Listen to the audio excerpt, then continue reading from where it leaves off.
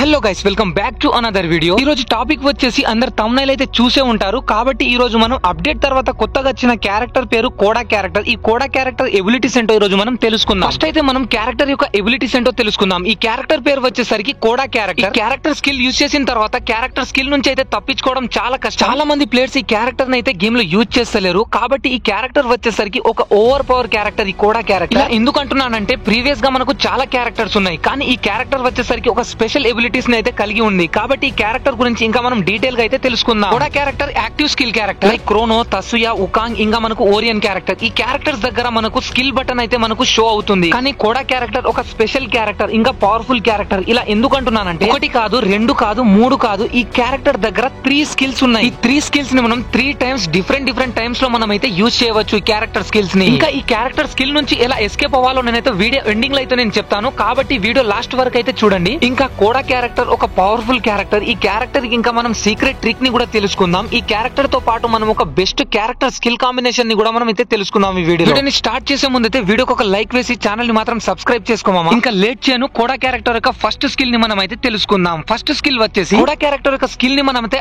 On off అయితే చేయవలసిన అవసరం లేదు. ఎందుకంటే ఈ కోడా క్యారెక్టర్ దానికదే ఆన్ అయిపోతుంది. ఇంకా ఈ క్యారెక్టర్ మనం ప్లేన్ లో నుంచి ల్యాండ్ అవుతామో లేదో మనకు చుట్టుపక్కల ఉన్న ఎనిమిస్ అయితే మనకు ఈజీగా షో చేస్తుంది. డిస్టెన్స్ లో ఉన్న ఎనిమిస్ అయితే రెడ్ మార్క్ తోటి, ఇంకా మనకు ఆ ఎనిమిస్ అయితే రౌండ్ చేసి మనకైతే రెడ్ మార్క్ తోటి ఇంకా మనకు షో చేస్తుంది కూడా. ఇంకా మనకంటే ఫాస్ట్ గా ల్యాండ్ అయిన ప్లేయర్స్ కి అయితే మనకు ఈజీగా షో చేస్తుంది. ఎక్కడ ఎంత మంది ఉన్నారో కూడా మనకైతే ల్యాండ్స్ తోటి మనకు మార్క్స్ తోటి అయితే మనకు చూపెడుతుంది ఈ క్యారెక్టర్. ఈ క్యారెక్టర్ మనకు ల్యాండ్ అయ్యేటప్పుడు చాలా అంటే చాలా యూజ్ అవుతుంది. కాబట్టి ఈ క్యారెక్టర్ గేమ్ లో అయితే చాలా అంటే చాలా యూస్ఫుల్ క్యారెక్టర్. కోడా క్యారెక్టర్ యొక్క ఫస్ట్ స్కిల్ ఎలా అనిపించిందో ఒక్కసారి కామెంట్ చేయండి guys. మిగిలిన 2 స్కిల్స్ అయితే చాలా డేంజరస్ స్కిల్స్ ఈ కోడా క్యారెక్టర్ యొక్క స్కిల్. ఇంకా ఈ క్యారెక్టర్ యొక్క సెకండ్ ఎబిలిటీ వచ్చేసి కోడా క్యారెక్టర్ యొక్క సెకండ్ ఎబిలిటీ తెలుసుకున్న తర్వాత గేమ్ లో మనకు ఎన్ని క్యారెక్టర్స్ ఉన్నా మనకైతే ఆ క్యారెక్టర్స్ పనికి రావంటారు మీరైతే. ఫస్ట్ గేమ్ లో కోడా క్యారెక్టర్ యొక్క స్కిల్ ని యూజ్ చేసిన తర్వాత ఎనిమి అయితే ఏడవడం తప్ప ఇంకా ఏమీ ఉండదు. ఇంకా మీకైతే హ్యాకర్ అని మీకైతే పేరుని కూడా చెప్పేస్తారు. సెకండ్ స్కిల్ వచ్చేసి position reveal skill. Position skill ని మనం యూజ్ చేయాలంటే మనకు రైట్ సైడ్ చూపిస్తున్నారు చూడు, ఆ స్కిల్ బటన్ ని మనం అయితే ప్రెస్ చేయాలి. ఈ స్కిల్ ని యూజ్ చేసిన వెంటనే 50 మీటర్స్ లో ఉన్న ఎనిమిస్ అయితే మనకు ఈజీగా మనకు ఎక్కడ ఉన్నా మనకైతే ఈజీగా షో చేస్తుంది ఈ క్యారెక్టర్. ఎనిమిస్ ఎక్కడ దాక్కున్నా గానీ మనకు వాళ్ళ పొజిషన్స్ అయితే మనకు ఈజీగా తెలుస్తుంది ఈ క్యారెక్టర్ ని యూజ్ చేసిన తర్వాత. కోడా క్యారెక్టర్ యొక్క సెకండ్ స్కిల్ ఎలా అనిపించిందో ఒక్కసారి కామెంట్ అయితే చేయండి guys. ఇంకా లేట్ చేయకుండా మనం అయితే థర్డ్ స్కిల్ ని కూడా తెలుసుకుందాం. ఇప్పుడు కోడా క్యారెక్టర్ యొక్క థర్డ్ స్కిల్ వచ్చేసి ఎవరైతే లాంగ్ మ్యాప్స్ ఎక్కువగా ఆడతారో ఆ ప్లేయర్స్ కి అయితే చాలా యూజ్ అవుతుంది. చాలా మంది ప్లేయర్స్ కన్ఫ్యూజన్ లో ఉంటారు. ప్లేన్ల నుంచి దిగిన వెంటనే ఎనిమిస్ ఎక్కడ ఉన్నారో, కానీ ఈ క్యారెక్టర్ స్కిల్ ని యూజ్ చేసిన తర్వాత 50 మీటర్స్ లో ఉన్న ఎనిమిస్ అయితే మనం ఈజీగా చూడవచ్చని ప్రీవియస్ గా అయితే మనం తెలుసుకున్నాం. కోడా క్యారెక్టర్ యొక్క స్కిల్ ని యూజ్ చేసి మనం అయితే ఎనిమిస్ అయితే చాలా అంటే చాలా ఈజీగా మనం అయితే నాక్ చేయవచ్చు నేడ్ యూజ్ చేసి. ఎందుకంటే కోడా క్యారెక్టర్ మనకు పర్ఫెక్ట్ గా వాళ్ళ యొక్క లొకేషన్ ని మనకైతే షో చేస్తుంది. ఇంకా ఎనిమి మన సైడ్ రష్ చేయడానికి వచ్చినా గానీ వాళ్ళ మీద పర్ఫెక్ట్ గా వాళ్ళ లొకేషన్ చూసి అయితే వాళ్ళ మీదకి అయితే నేడ్ అయితే ఈజీగా మనం అయితే త్రో చేయవచ్చు. ఇంకో ఎబిలిటీ వచ్చేసరికి మనం